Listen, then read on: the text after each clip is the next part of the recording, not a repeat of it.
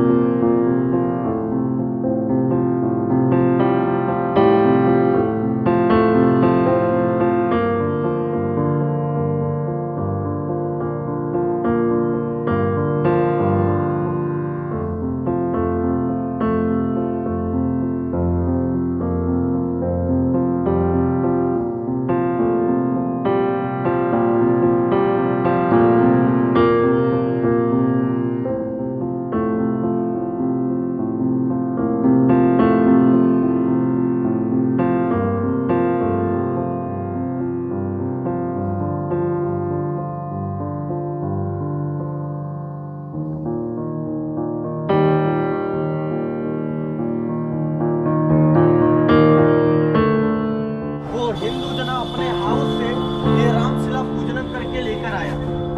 New Ram का क्षेत्रम निर्माणम होगा। ये रामशिला राम मंदिर के मेन गेट पे लगेगा।